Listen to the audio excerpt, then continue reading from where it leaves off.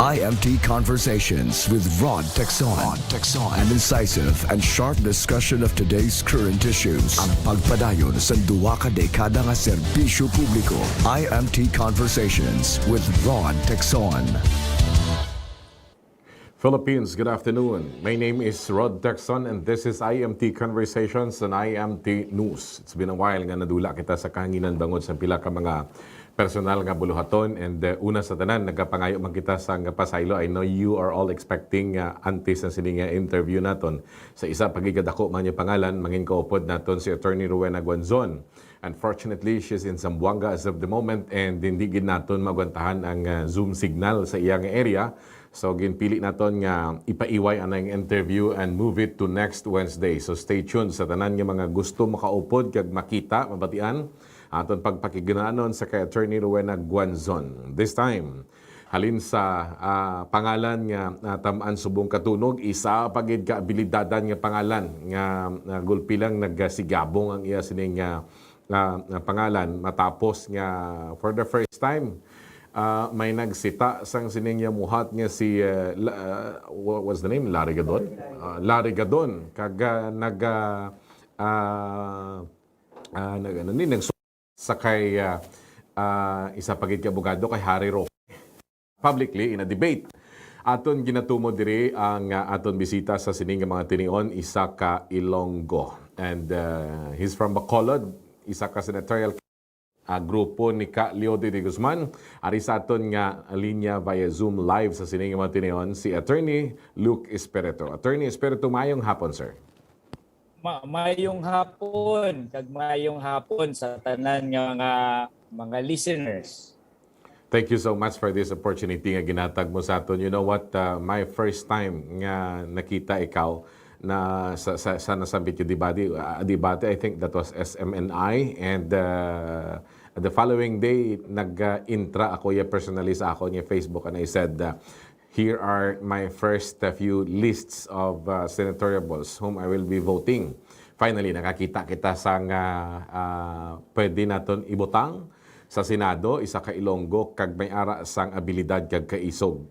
Siguro mas payo, Attorney, gusto namon makilala si Attorney Luke Espiritu. Kaya ang nakita lang naton sini, ang na-post sa Facebook, credentials mo, graduate of University of St. Lazal, then nag-De La Salle University, then nag-Ateneo, and from Bacolod City. Taga-diin gid sa Bacolod si Attorney Luke Espiritu.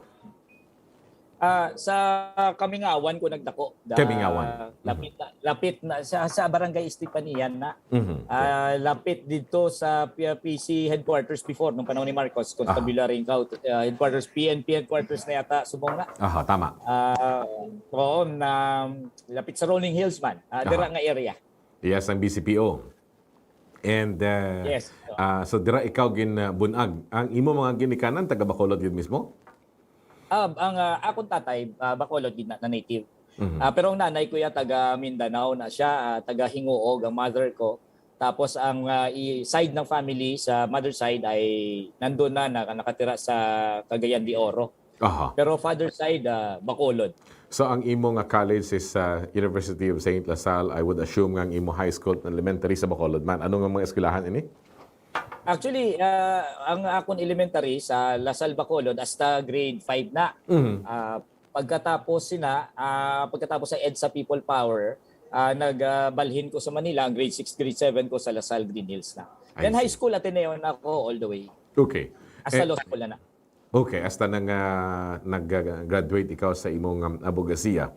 And ikaw ang yes, nangin labor advocate, human rights advocate, labor leader, being the national president sang Bukluran ng Manggagawang Pilipino, that's BMP.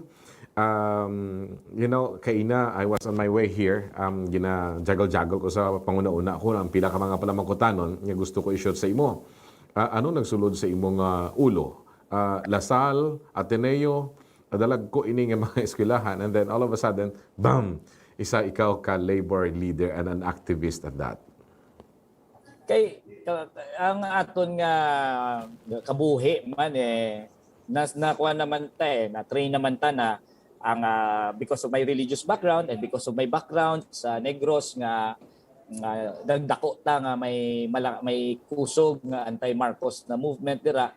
So nabuhi ta na may ara isip na ang buhay natin ay dapat may meaning. So na itong buhay natin, we spend it in improving society, and we cannot improve society if we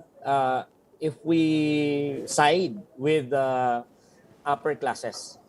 If you side with the businessman or the property owner or the haciendero, and worse, of the landlord, if you side with them, there's no way that you can change society, because that is for the status quo. The way to change society, to make it more humane, is to side with the workers and the Filipino masses in their struggle for a better world. That's how you change society. And so that's how I came to decide that hindi naman manggad ang aton ginapangita. That's where I came to decide that I will go with the workers and the masses in their struggles. Okay. So naging labor leader tayo because I think that ang mga workers, ang mga mamumugon, amo na sila ang puwersa gid sa aton nga sosyedad nga makapagbago sa aton sosyedad. Okay. Hindi sila na ang makapag-lead nga ang iban man nga mga ara sa ubos ay makapagbato para sa better arrangement, di ba? Better treatment, more humane society, because that has been proven in history. We could not have had a more humane society that at least relatively we experience right now without the worker struggles in history. Wala ta siguro minimum wage, wala ta rest day, wala ta holidays, wala ta holiday pay. Had the workers not struggled for 100 years fighting for these things in order to at least mitigate the type of barbarism that our capitalistic society is prone to be creating. Kasi ang aton nga sosyedad, if left to itself na walang struggling workers, it could have been worse. At least na-humanize ng workers. In history, that has been proven. We don't want, of course, to generalize and judge the people from Negros. I am also from Negros Occidental, like you. Oh, what part? What part? Sagay City. So, Sagay, okay. sang chimpong ikaw nag-eskwela sa Lasal. Lasal Bacolod. Ato kami sa kampo, no? So maintindihan gid sang pumuluyo sa Negros ang imo kausa. Pero hindi ay nga mangin isa iniman ka challenge para sa imo, because as you know, nagapabilin ang landlord tinawong factor dito sa Bacolod, and ang imong nga struggle, ang imong campaign is benchmark. And at the same time anchored sa pagpakigbato para sa kaayuhan sa mga mamumugon sa mga tao nga sa idalom. Attorney Espiritu. Yes, so it's a challenge because when the SMNI debates happened, a lot of people supported me from all walks of life. Yes.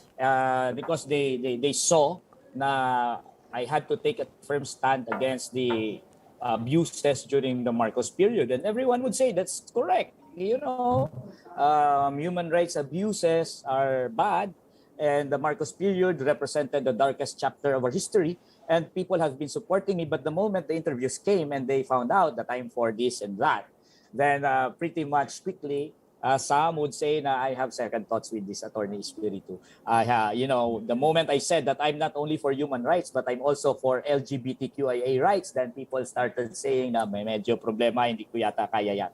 And then the moment I said that I'm not only for that, I'm also for women's rights and the right to make decisions over their own body, then people started saying na medyo I have my second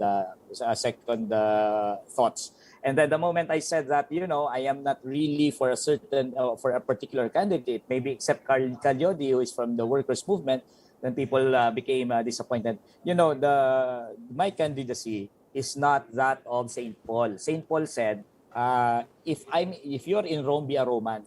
I'm not like that because I'm not Trapo.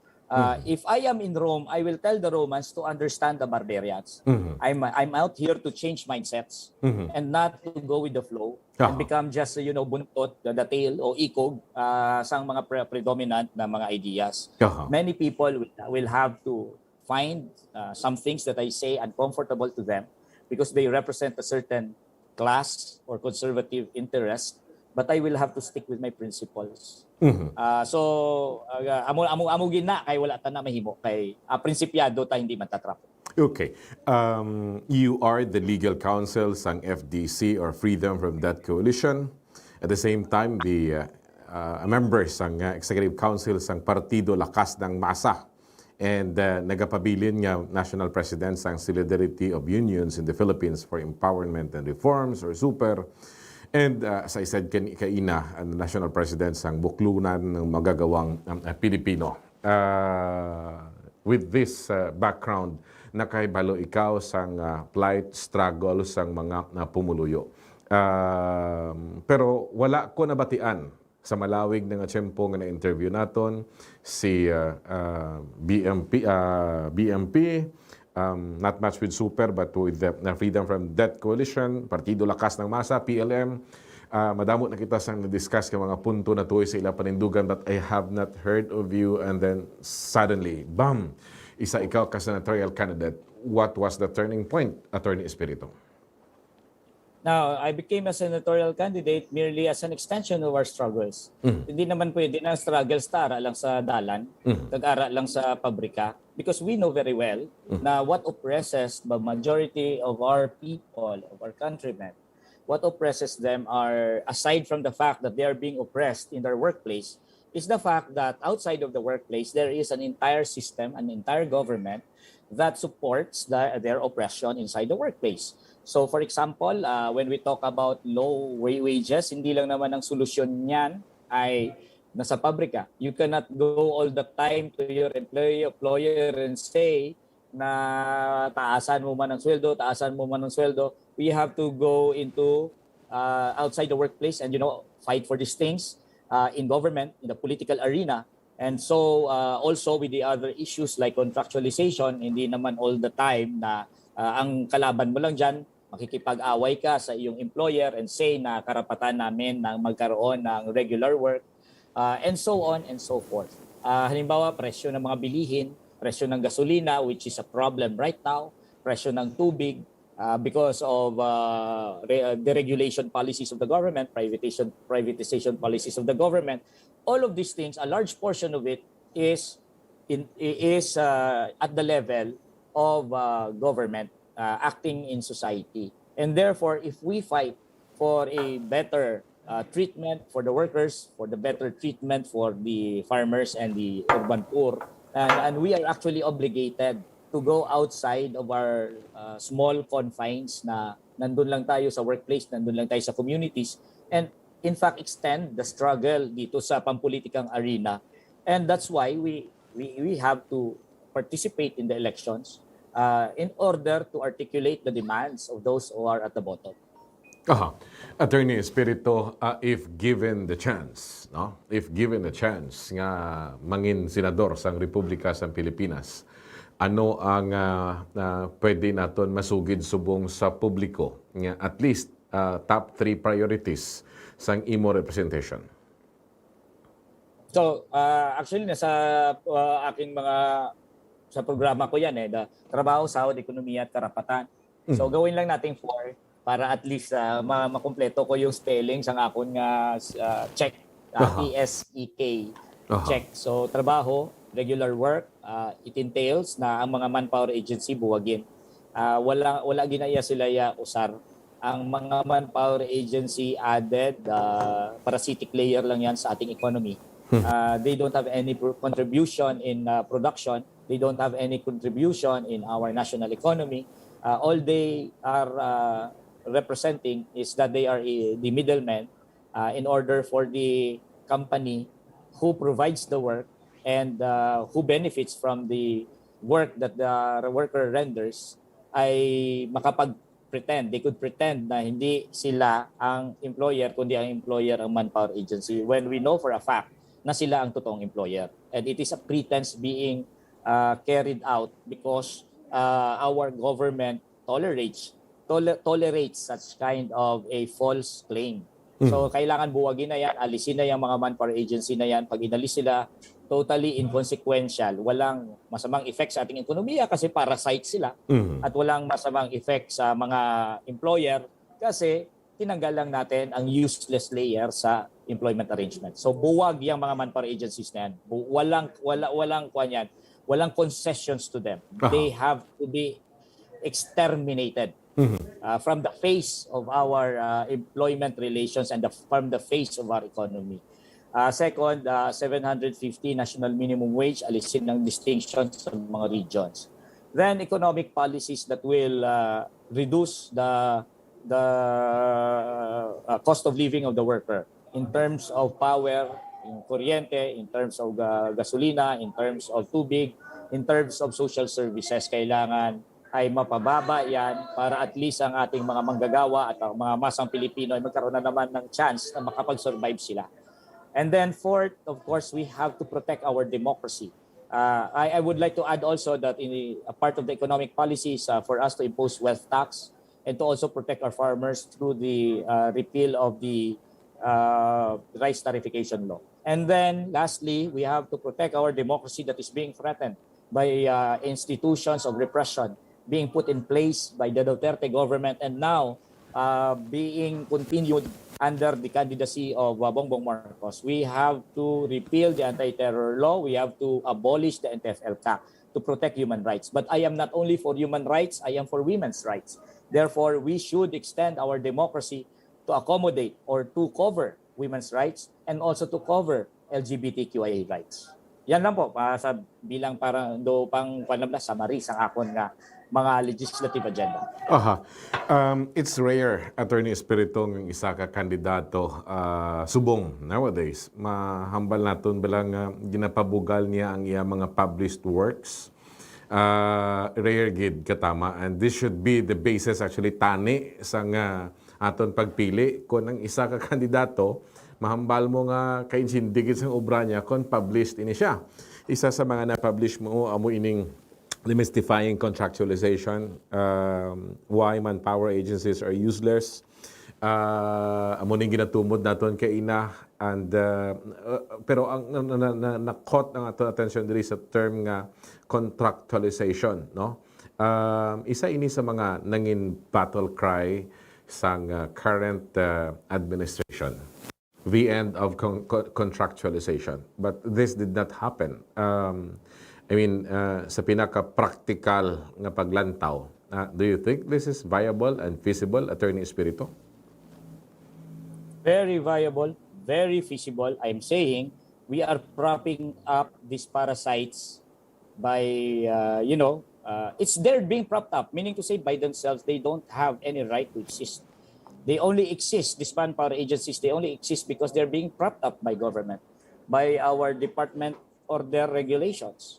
Department Order 174. And do you know that under our present laws, we don't even have to legislate more because under our present laws, Article 106 of the Labor Code says that anytime, is the Secretary of Labor may restrict or prohibit the contracting out of labor. So all it takes is for the Secretary of Labor to issue a department order saying that we don't allow any more manpower agencies.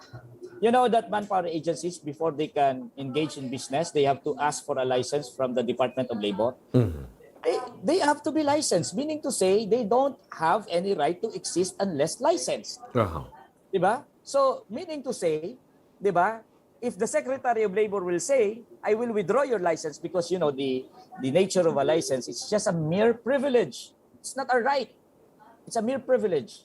Pag binigyan ka ng lisensya to do something, meaning to say, pinermit ka. Kapag sinabi mo anytime, hindi na kita pinipermit, the default rule is kapag humingi kang license, the default rule is pag wala kang license, illegal ka, meaning to say, the default rule is you don't have the right to exist. You are merely permitted and you are merely tolerated.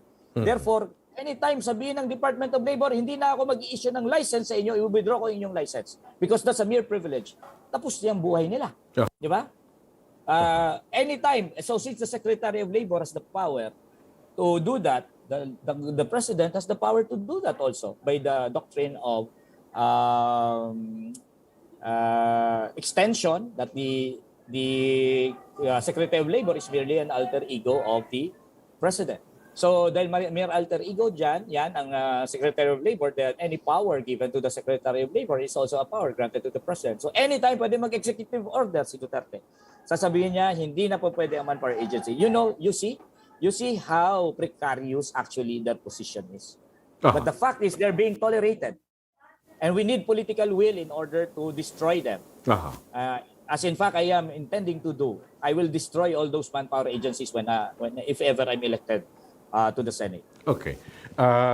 Consider this not so useless, but a bit useless hypothetical question. We all want Leode to win of the night mo eh. But of course, ang sitwasyon subong ang away daw ari sa kay Marcos, kay Robredo, nagasulod-sulod ang pangalan ni Isko. If ever diin ka mas komportable kag hindi pinaka-komportable nga magtrabaho sa tatlo? Well, it's not a matter of choice. I will not speak like a Roman when I'm in Rome. I'm going to convince the Romans. So that means if I am among Romans, di ba? Yes. If I'm among Romans, then I will be a force to convince them, anyone, to side with the masses. Then that will be a positive force for everyone. That's not my choice, di ba? So I don't have any preferences regarding any of them. I don't have any decisions regarding presidential candidates outside of Calyodi.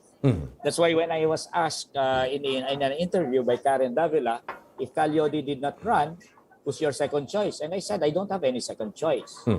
You know, it's actually not something that can be likened to a restaurant customer who is given a menu, and you just choose Pili ka lang. as if as a matter of fling that you could have a second choice. I am a political person and I am a disciplined party man of the Partido Lakas ng Masa. I do not go for personal choices as if it's personality politics altogether. But I will work with anyone who's there for a more progressive direction of anyone who will win. This is your opportunity to address our viewers as of the moment. Attorney Espiritu, please go ahead. Sa mga Ilonggo, hindi i-prove ta sa tanan nga ang Ilonggo ay hindi na iya magpainto sa type ng politika nga ginapatulon sa aton. Ang ginapatulon sa aton nga politika, ang trapo type na politika, kag elite na politika. Ang aton history bilang Ilonggo, history sa pagbato. Damo ta mga Ilonggo nga nagbato sa Kastila, nagbato sa mga Hapon, nagbato sa mga Amerikano, nagbato sa panahon sang diktadorya ni Marcos. Kag hindi lang yan pagbato sa mga Amona, kundi pagbato sa inequality, social inequality. Dako ang ginsakripisyo sa mga Ilonggo, sa Bacolod, sa Iloilo, kontra sa elite nga kontrol sa ekonomiya kag sa politika. Subong nga eleksyon, kita mga Ilonggo, kinahanglan ipakita ta na ang sosyudad nga gusto naton himuon ay ang sosyudad nga more humane, tapos may equality sa sosyudad na yan. Kag ipakita ta nga mga Ilonggo wala gasulod sa frame lamang na wala ta iban pagpilion kundi mga elite lang. We have to choose for the workers, choose for the farmers, choose for the urban poor, choose for those na nasa bottom ng ating social order. And we have to build our politics based on that. Sulong Ilonggo para sa bag-o nga politika. Attorney Luke Espiritu, thank you so much for this opportunity that you have given Iloilo Metropolitan Times. Mayang hapon, sir. Thank you very much. Maraming salamat. Isa sa mga kandidato sa pagkasenador, isa ka Ilonggo, and dapat naton buligan, no? Nga makasulod given sang iya sinigin pakita nga panindugan, Attorney Luke Espiritu. Sa grupo ni Ka Leode de Guzman, no? Ini siya ang nagapadalagan bilang senador sa aton pagtinguha nga makilala ang pila ka mga promising leaders sang aton sining na pungsod. Salamat sa inyong pagpakigbahin. Again, we apologize. There are questions and kadamo man sa nagapalabot sa ilang mensahe ano natabo kay Attorney Rowen Hagwanzon. Hindi gid baguntahan ang signal sang Zoom subong dito sa iyang area as she went on campaigning sa bahin sang Mindanao area. So hopefully, nangayo siya sang reset. By next Wednesday, maging kaupod naton siya. My name is Rhod Tecson. This is IMT Conversations on IMT News. IMT Conversations with Rhod Tecson. An incisive and sharp discussion of today's current issues. Ang pagpadayon sa duwa ka dekada nga serbisyo publiko. IMT Conversations with